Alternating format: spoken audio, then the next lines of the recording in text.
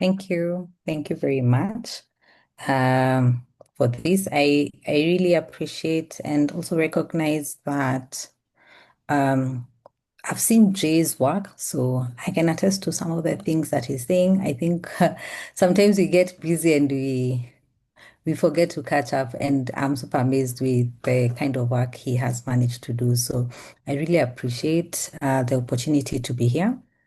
I'd like us to just get into our conversation for the day. And this is going to be interactive. One of the things Sheila did when she shared the topic, the usual thing any speaker is told, well, is this topic okay with you? How can we tweak it? But it sits well with what I always talk about. So I felt there was no need to change. And therefore, today we're going to look at leadership first from a perspective of you having been led by someone, and then again, look at it backwards and say, okay, now when it's my turn to lead, how is it going to look like? So when you're thinking about redefining leadership for a human-centered workplace, it doesn't necessarily mean just because for those who are HR professions here, we are not only focusing on your current boss and how he's supporting your cause in everything you present, would also be looking at how are you leading others, you as an individual from where you are, or in the different communities that you represent. And therefore, um, the simple thing, I'll not go through this slide because it has fully been emphasized by Jay. What I'd really, really encourage is for me to get to know you. And I'd like to start with a quote. This quote is by John Maxwell. Leadership is influence, nothing more, nothing less. And I'd want us to just sit with that a little bit. And as we think about leadership is influence, I'd like us to do a very quick, simple exercise, which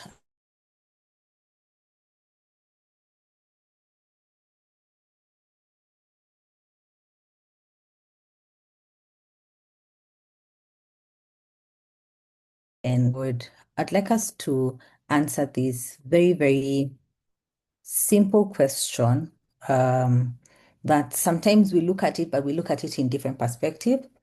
But think of a time where you worked. I don't want to say the environment wasn't good, but the environment was good. Not 100%, but it was good according to that time and according to you. And the question is, when you think of your most impactful leader, what made them memorable? Now, remember I've said environment that was good.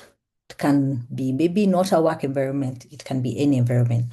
But I would want us to scan the QR code. I'll also share the Mentimeter details on the main chat so that we sort of just come in and ask ourselves, what was that unique thing that made this leader memorable? And I want us to learn from each other because when you're thinking about redefining leadership, of course, definitely we cannot look at it from a one angle alone. We'd want to look at it practical in the sense that this must has influenced someone else. And based on how they influenced somebody else, people started thinking of, okay, maybe it can work on me if I do what they do. So I can see some feedback. I already have 7 people who have logged in, and somebody is saying humanity in her leadership, their influence on others. I like that. Listening, that's really amazing. And I want to give us, because I've seen 7 people logging in, I'd like to see if we can stretch to 5 because of time. And then we'll get back to this. And as I said, you're thinking about that good environment you had. So it cannot be the current environment. It has to be the good environment that you had, and you keep reminiscing or thinking about it and saying, this was the leader I would emulate if I was to be a leader, or even if now currently I'm a leader. And then supportive, this is amazing. And therefore, as you're thinking about that, I would want us to carry that in our mindset as we go through this, because there'll be things that we'll be talking about, be asking ourselves, and they'll be centered back to, you'll see how they got to what they were doing and what, quote unquote, we label it as. So one of the things that you've had is I support organizations. Currently, I'm a full-time consultant. Sometimes consultancy is very interesting. It sounds so ambiguous and very interesting, but it's almost the same thing you do. We're solving the same problems, just maybe for us, it's a bigger pool we're solving. And when you think about any organization, there's always an aspect of each organization that we always hear about, and that's the workplace values. They tend to be popped up in different ways. I know of somebody who told me, integrity should just stop being put as a value with organization, because sometimes that thing is just, an abused name completely because they don't emulate that. And I want to think about trust, empathy, inspiration. But remember, we're stemming from the aspects of leadership. That leader who, redefined how leadership looked like for you through that memorable thought you had and everything. There has to be something that drew you to them, or in that environment that had been created, you'll notice that either they had inspired you and they brought and pushed for the best out of you, and not in the commanding way, in the positive, encouraging manner where you fully show up to yourself and you're able to do a credible job. You'll also notice such leaders will stand out when it comes to empathy, and not that empathy is not seen across, but there are times when it's required, it just doesn't stand out. So workplace demands will always be there, but one of the things as a leader you expected to have, and everyone got tested, was during COVID, the capability of ensuring that you are able to put people first before that spreadsheet, before that balance, book balance, and to ask yourself how we're going to manage when we put people first. And when you do that, you create trust where people start wanting to work there longer. And even there are people you'll get, they have not been promoted for a very long time, but the thing that keeps pondering in their mind is, I know the reason why I'm waking up to do the part I'm doing, and I know I'm contributing to a worthy cause. And sometimes when that lacks clarity, some of these values would be very scattered. They would be there, but not fully from an overall leadership, but it would be maybe cascaded down, maybe to line managers and other people who are driving you and are able to reflect this. The biggest challenge, and I'm assuming majority of us are in HR, is you assume you're the one who's supposed to carry this first. When you're thinking about leadership, remember you're not the vision holder, you are not the carrier. So in my organization, I would be the carrier, the vision holder, and therefore I would be expected to carry on this. And basically that's what you hear, lead by example. And if you do, then your teams follow in through. But you want to think about when you assume you're the one who's leading this narrative and your overall leader is not, then it becomes a broken telephone, because you'll go and show empathy and then you escalate the situation. Maybe depending on the situations you have seen, you'd see extension of leave that is required beyond the policy. This person has just blown up all their leave and everything, and it's urgent and they need. And sometimes people assume it's a simple tick on the box. They just need 2 weeks. Just let them go. Kwani, what's the big deal? See, you needed them. But you discover it's not as simple as that. There are certain things that are beyond what your privileges are in approving. And you have shown empathy, you have reflected it very well. Then you go to your boss, and the first question they ask is, why are we here? What's the ROI first on this person? Oh, they're on probation and they're already asking for extra time. No, definitely this is a sign. I'm very sure they're moonlighting. Even when you have evidence, sometimes when you don't handle some of these things very strategically, or you first understand how your boss is, the empathy you show would come to be distorted very badly because you assume you are the holder and the one who should lead the narrative fully from the organization. You need to collaborate, and you'll get to see what I mean on that. Because if you don't, then it becomes very complicated. Then think about, we have gone through, this is the greatest person that you have ever seen as a great leader, and then you do a comparison to different environments you have worked in where leadership has been done very differently. There's one that you will find that on top of the hour, just before we got into this call, I was listening to someone who was saying they had a former boss that 8:01, if you're not in the office, was a lawyer. Um, that would be it. Like go back home. There's no conversation there. He was a strict timekeeper, and everybody knew. So people would come in maybe 30 minutes early. And you'd realize that you would need to ask yourself, how does control leadership look like? For me to be able to understand also how human-centered leadership should look like. And scenarios that I would give is where you are all working on a project that is very urgent and everything is stuck, and you get a leader who comes in and says, this is the road, this is what we're doing, I've laid it out, I need you guys to punch in the time and leave after we have done it, not before. Well, to get another leader who says, yes, we're on top of the hour, things are thick, clients are waiting, and I need us to contribute ideas and solutions that we can work out. And I need somebody to decide on the roadmap on how it's going to be done. And that's where you include people. You include them because you cannot do this work alone. You can hope, or you hope you can do the work alone, but eventually it will not work out. So when you're thinking about controlled leadership, it shows up in very different ways. And the example I've given is very light, but you would be able to attest it for every time you knew you had a great idea and you were not given a chance to speak it out. And not only were you not given a chance, even when you were given a chance, it was shut down. And that's where you discover that kind of leader focuses more on commanding. It's my way or the highway, and ensuring everything is compliant. Even if you're supposed, your policy has said it's 98% target, he's like, no, it's 100 or go home. Whilst you get the human-centered leader where they emphasize on collaboration.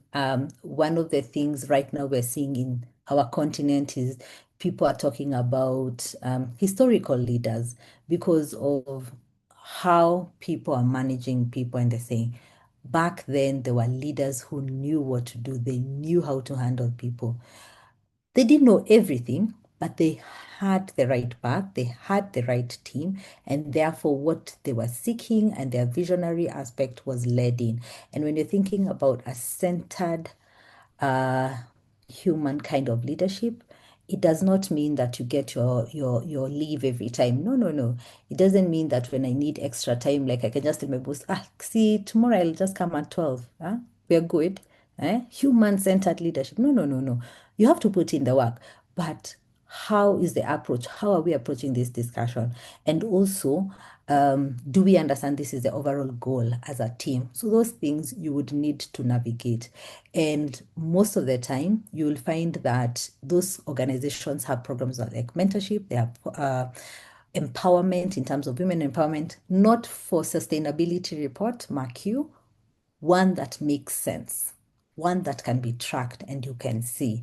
We have seen those who have tried to bring equality and all, but still there are a lot of gray areas that have not been addressed. So you can see a portion of each drawing itself, but it will be upon you to ask yourself which environment thrives. A different way of looking at the previous slide is when you hear people saying, oh, this is a very toxic environment and this is not a very toxic environment. Most of the time, the toxicity is sometimes, and this is an assumption also, is exaggerated because you have not understood the kind of leader you have.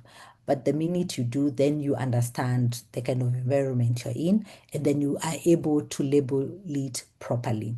And when you label it properly, then you're able to, take one step back and say, okay, can I thrive in this environment? And if I can't thrive in this environment, I need to find a different environment. When you're thinking about leadership, you also need to understand that it's cascaded down. And therefore, most of the time, how the team is led at the top would predetermine how the whole team would be led at the bottom. And most of the time, it's not that those leaders who are in between are all similar, but they tend to it's a habitual process that basically comes down and affects everyone. Just going back a little bit to the question I had asked, and I would want to see, let me just get it. I want to see if there were any additional, because then it helps us answer the next part that we're in. I can see we added skills and ability, shares visions with staff, supportive and empathetic, willingness to serve. When you're thinking about those, for the leader you have identified, one of the things, and I'm willing to hear someone comment if it's true or not, you'll discover it's not that those bosses are very soft. No, it's not that those bosses are very nice. It's not that those bosses will allow you to get away, with murder in terms of being late, no, misappropriating funds and everything. No, no, no, no. What they do is they draw the line very clearly. They ensure that your uh, role is very clear, your KPI is very clear, and they keep checking up on you and they keep in their word. So I want to take a pause there and just ask, has somebody been able to find themselves in a controlled leadership environment or a human-centered environment? Remember, these are reflections based on the traits of your leader. And also, if you have noticed, I've not said one is bad and this one is great, but we are saying there are different leaders that are out there. So I'd like to take a pause there and hear if there's anyone who would want to comment on that, and then we just continue with the flow. If you had not participated in the Mentimeter, feel free to look at the chat. You'll be able to get the details there and also add your input. Yeah. So I'd like to take a pause there and hear from anyone who'd want to share.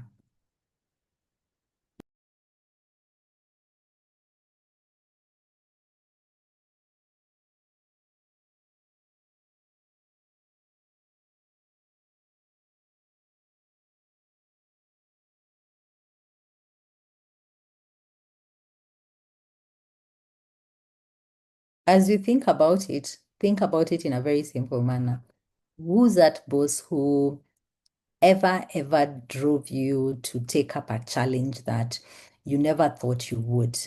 And who's that boss who really kept correcting you and focusing on your weakness, as if it was your strength, yet by focusing on your weakness, kept emphasizing and building up to create what, like for women, we hear people saying self-sabotage, where you keep or start doubting yourself. So I can see on the chat, Rebecca says they practice human-centered leadership. Grace has talked about being in an environment of controlled leadership. Anyone else? We can get, I think, maybe two more, and then we can continue.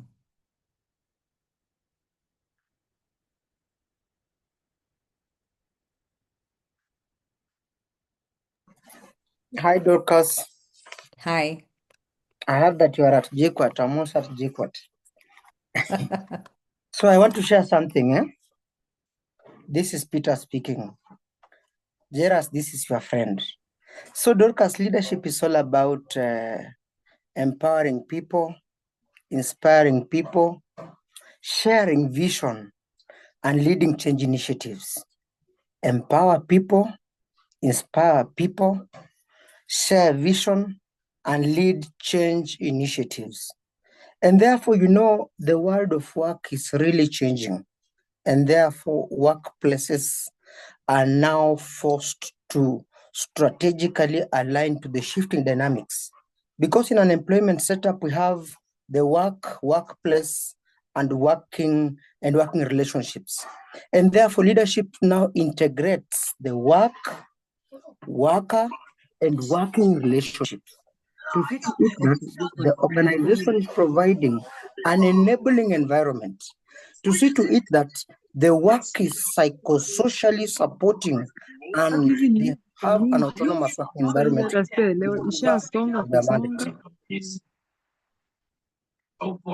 I can refer you to Jane Mouton and Robert Blake managerial grid. I know you can remember that, about showing the kind of leader vis-a-vis their inclination on people and productivity.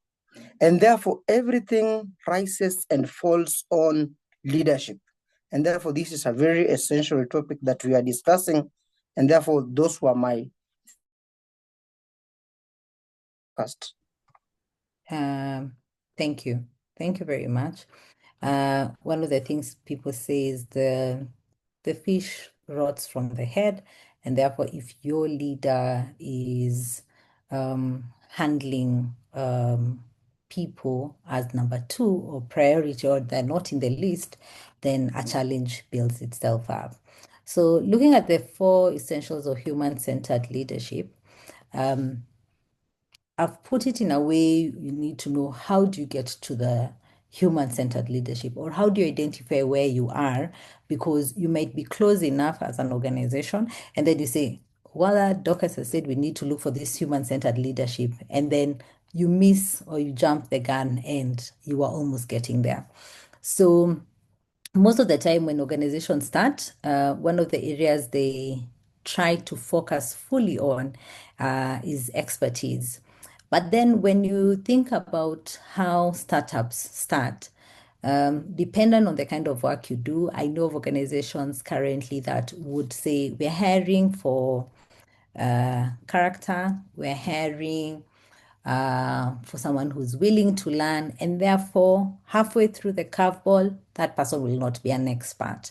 And sometimes you can push and say you want knowledge and skill and all, but it cannot be in all departments you're going to focus on that. And that's why sometimes you hear of things called shared work services, where you have priority lines that are there, and then you have a shared across service pool or resource that can be used to make sure that revenue keeps running. And therefore, it's always, always key to see how do you ensure that empathy comes first.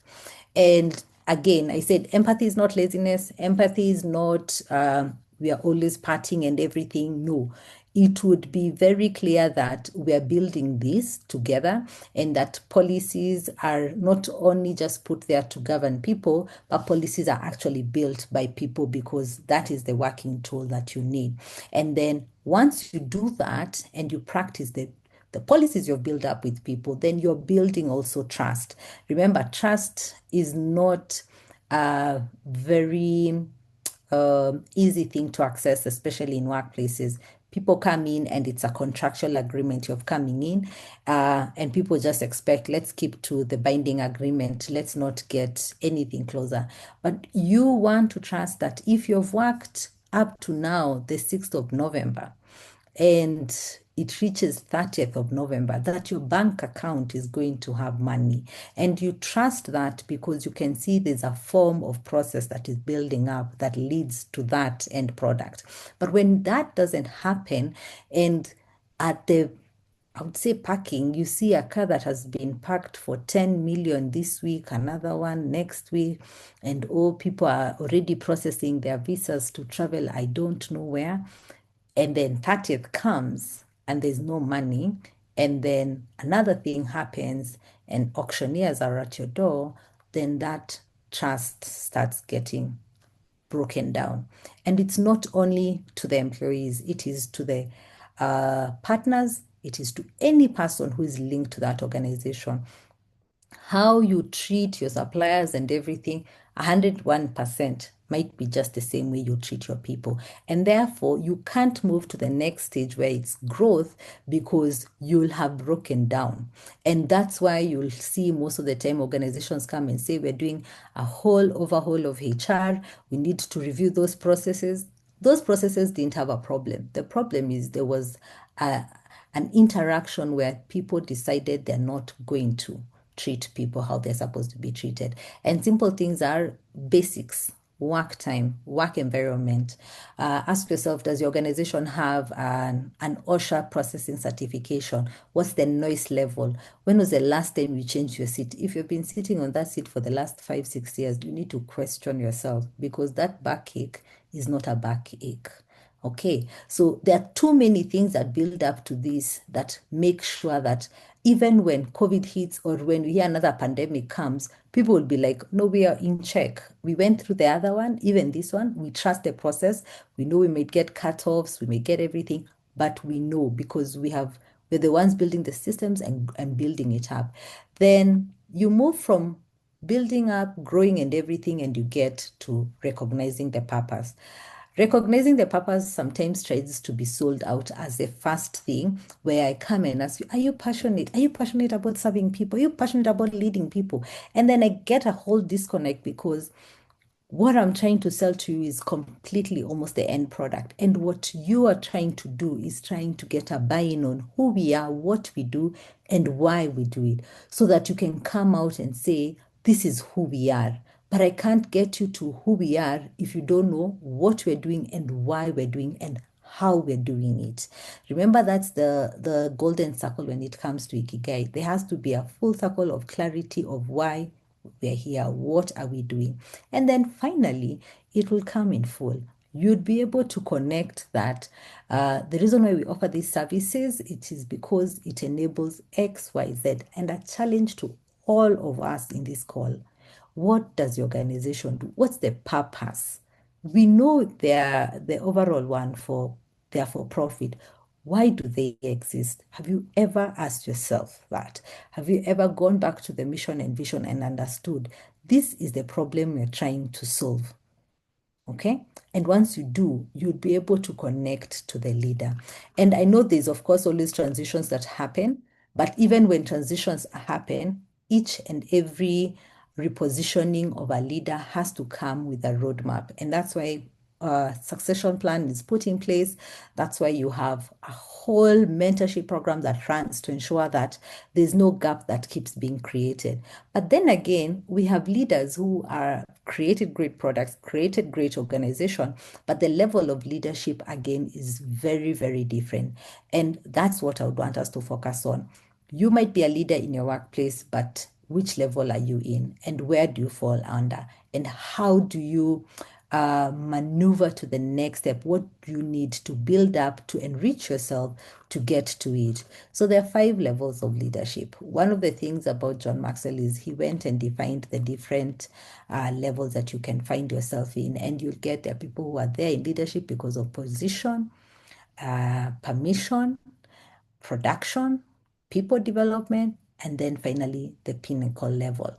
And I would want us to look at it because some of the things that confuse us in why am I still here is because we don't know what level we are in leadership.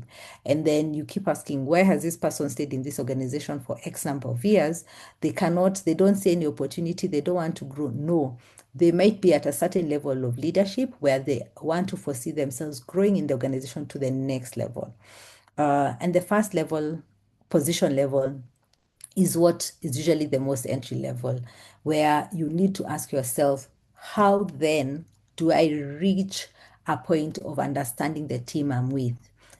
Remember, we don't have a superpower, but we craft and we use the tools and skills that we have to ensure we reach a certain level. So when you're thinking at position level in leader, it means that you're interacting with people, people are aware of your presence, and you are not only doing it because of the people interaction where you say, I'm a people person, I'm very friendly. No, You're doing it with the intentionality of building personal awareness and credibility around the people you're serving because you want a buy-in from them to be able to trust you, and then eventually you'd be able to handle way more than you're handling.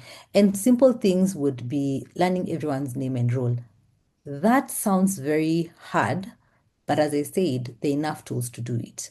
One of the things I try to do if you were having a town hall and 31 people come in, and maybe it's the first day I'm in HR in that organization, I'll just listen to everyone as they introduce themselves and I'll make a note of writing their name and labeling them and giving them a label. So like on my screen, very simple, even if it was a virtual call, I would have just looked, okay, Caro S, fine, Caro S has the shadow is, the color in that thing is blue. I'll just put blue just to remind me if maybe there were like 3, 4 Caros.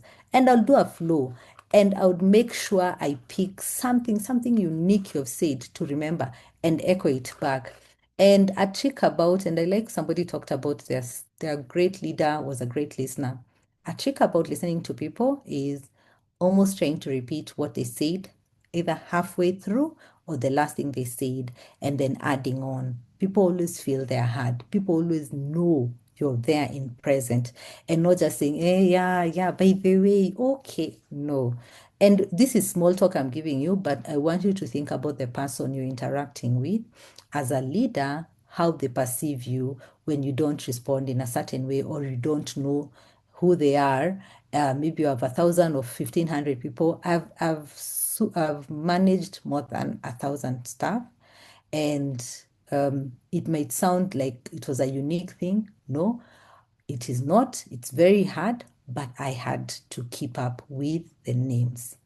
And it was a collective support from all my team members. Permission power. People follow you because they want to. Okay. And you've seen it in different environments. We just said we're going to follow J. J tu akisema tuko tu. But then what do you do in that moment where people want to follow you? Because they want to. You have to again build trust, but figure out why are they doing it? How can you enable them? And you'll find people who have this kind of in this level have either mentorship programs running, they have coachings that run because the numbers are there. But of course, the undivided attention you cannot give to everyone. So you run programs that are able to be supportive to people. Then you think about production. People follow because of what you have achieved. You have a PhD or what, they would go with it. Think about where you are, where you work. Think about now the people you wish to emulate. They would fall under one of these boxes. I won't cover all, but one of the things I'll say is you need to see it to understand where the position, which position they're in terms of leadership focus, and then you'll be able to understand how and why they're leading like that. Can you move from one point to another? Definitely. There are certain environments that allow you to be able to grow into a different level.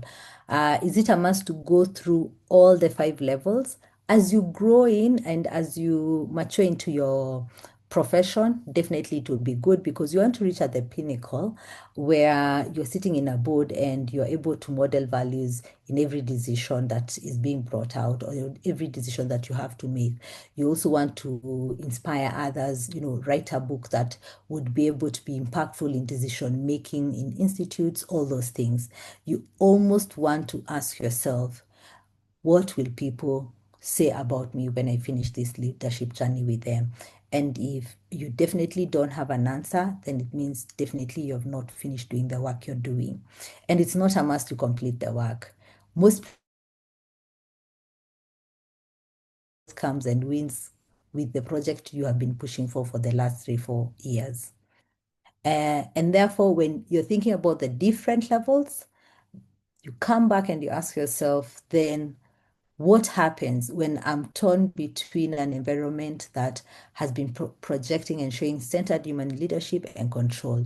You'd get to know there are areas that are very important that would need to be either mapped into that environment you're in, or you'd need to see how can I create them, okay?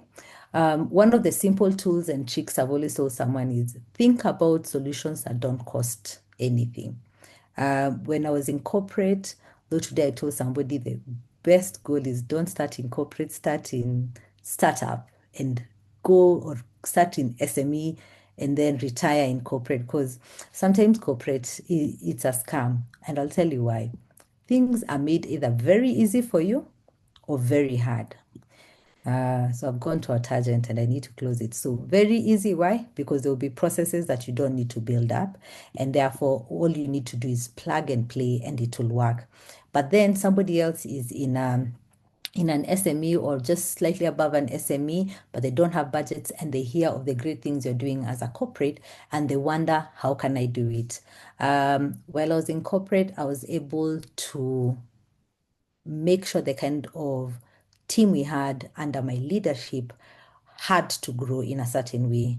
We built up mentorship programs where we were able to guide and develop and share experiences within the organization at zero cost. Zero cost. And they were tracked and we saw the end results. In terms of reviewing, evaluating performance, identifying weaknesses, this one I was challenged. When you think about your performance review, and not to label anyone or anything, ask yourself your lowest non-performer supervisor if they're able to do a review of the tool you're using and if they're able to understand, you'll never have an issue when it comes to reviewing performance. Remember, that's the one thing that line managers always run away from. So you almost want to ask yourself, how or what can I do to lock out anything? And then the simple ones that people like rushing so that they're seen as if they're doing a lot of things, saying that I came up with this strategy, saying that I was able to grow someone into it. The goal of you to get managing strategy and growing is for you to be able to mentor, have an environment that shows empathy, be able to review performance. And once you do the three up, the three below reflect very easily because then you're able to come and say, I was able to come up with a mentorship program and the strategy behind it was I was just implementing a succession plan. Where am I giving these ideations? It's for you to understand that your activities and actions matter to the environment you want to have at the end of the day. Remember, I'm talking about you because you would be the one present. We can't project this to your supervisors or your bosses because they need to do it for themselves. They need to review themselves to know where they are and then know where they are and then understand where I am. I need to move myself to another level. So you can only assess or you can only audit self. I know that we're almost on top of the hour, so I'm just going to like churn in one, two, three things, but we're still good. When you think about what I've said, you think about what we started with. One of the things I would want you to just reflect, and we take a pause, and I would allow people either to use the chat box on this one, is you want to sort of reflect on your leadership activities. I would say for a start, when I started being a leader, a supervisor where I was managing four salespeople, it was very, very important for me to get all the deadlines that we have been given on time because it was an environment that we were dealing with other additional parties and it required me to be very detailed. But then I had a team that, when it was Friday, it was Friday. Then they didn't understand, or well, they chose not to understand the deadline still applied on Friday.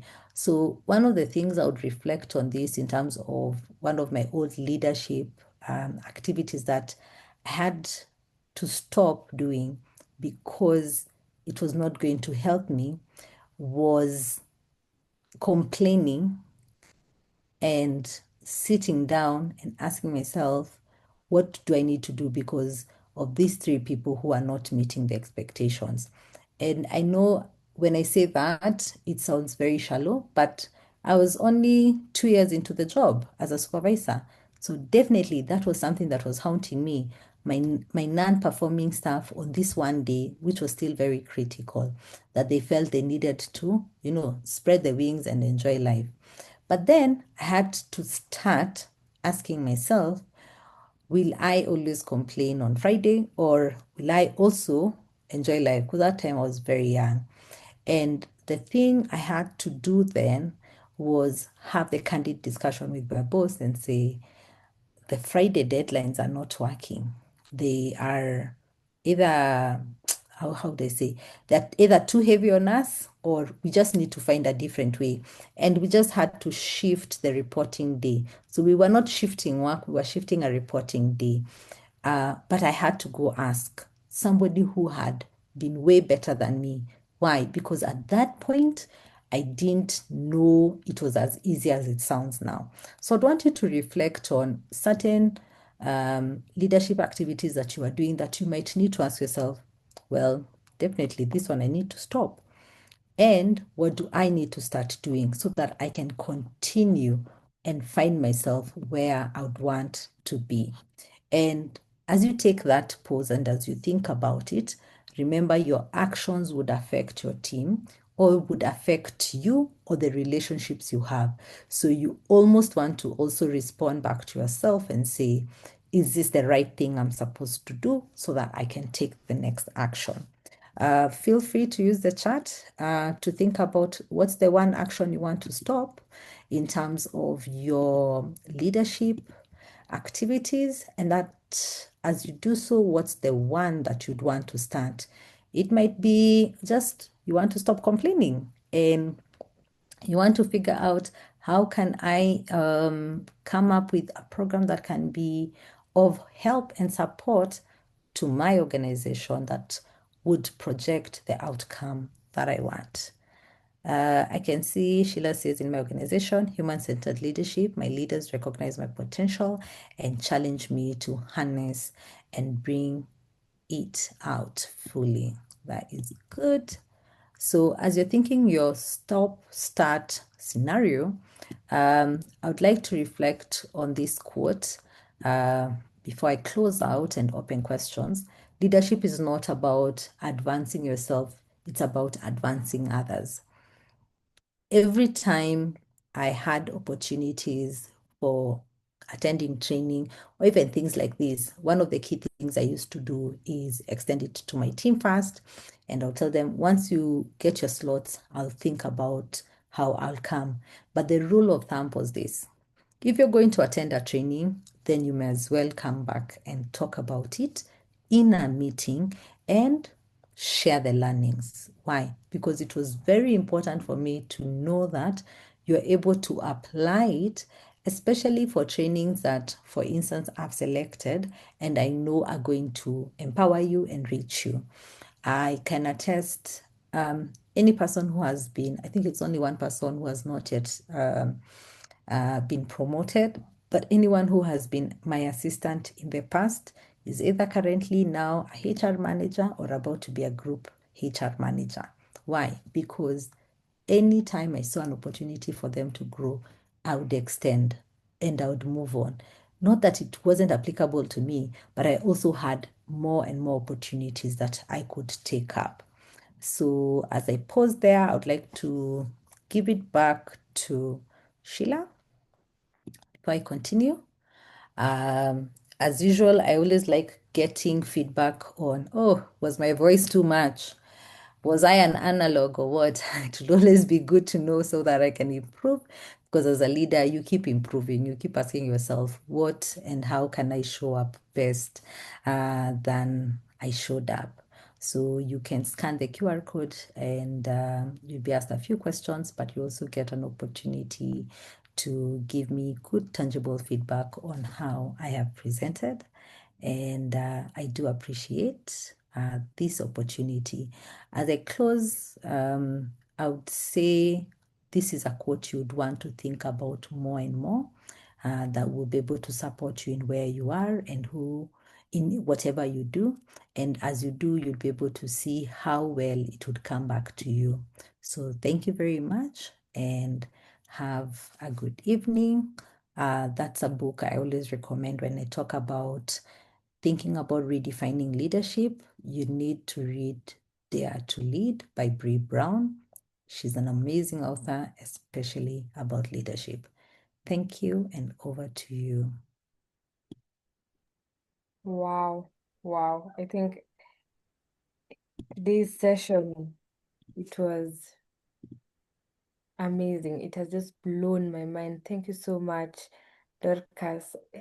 Even I'm seeing in the comment section and the reactions, people have really, really loved the session. Thank you so much, Dorcas, once again, for just taking us through today's session on now leadership.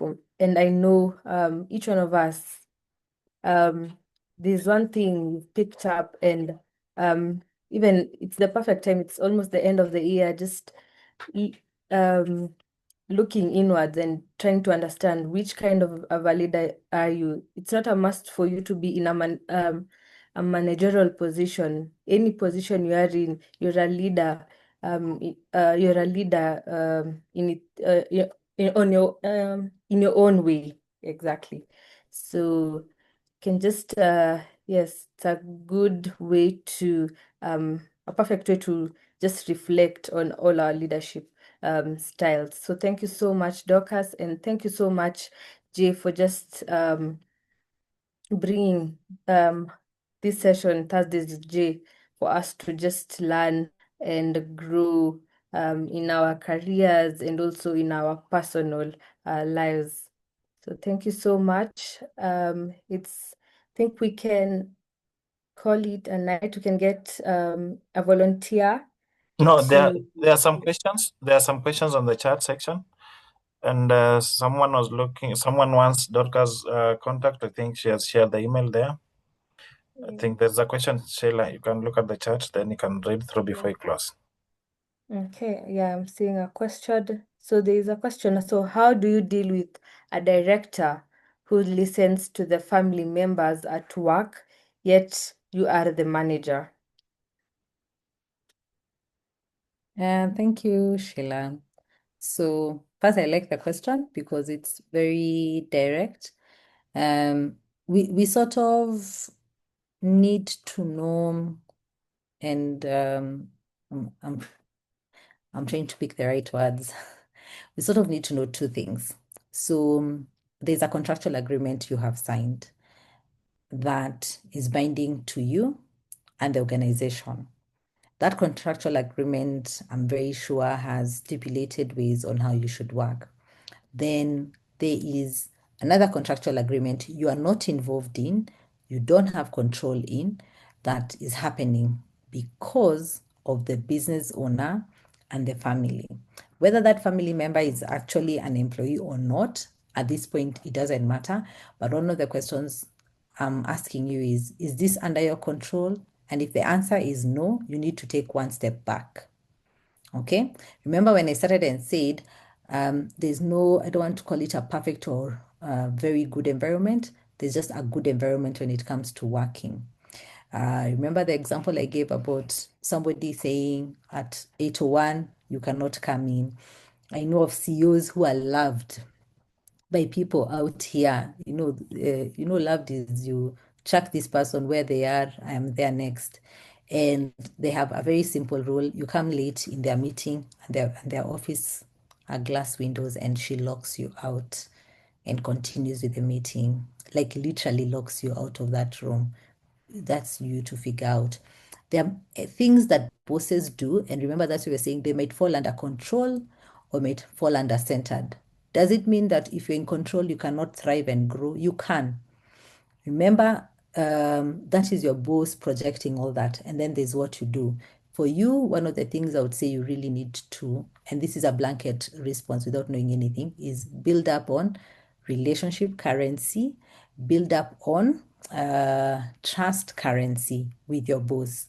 Until that happens, sometimes it's very hard to go back and say, this person is doing it because they know this is what they want. Like it's not for the good of the organization. When you look at the situation without the emotion, sometimes it's clear. And I know I might have given you a general feedback, but feel free to reach out and share more details.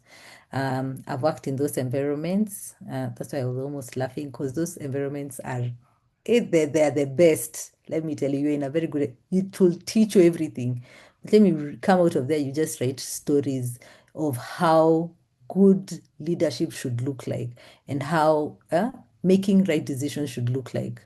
And if you get my drift, you'll notice I've indicated the positive, the learning, what you're getting out of it, not what maybe was the rot that maybe discouraged you to show up tomorrow. No, those are very good environments. Hard to maneuver, but very good.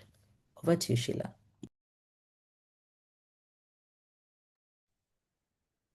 Yes.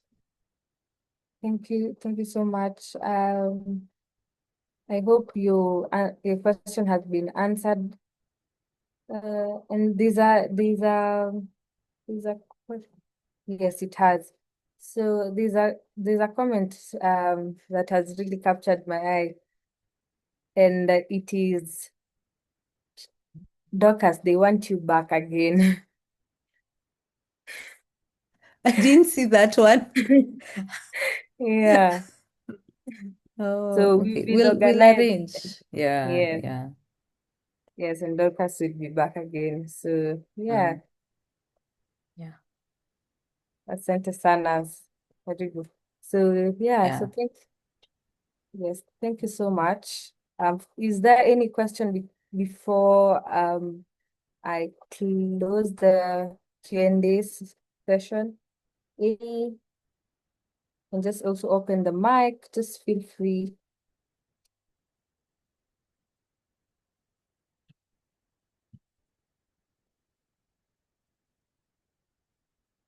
Going once, going twice. Okay, so that's okay. So again, thank you so much for joining today's conversation.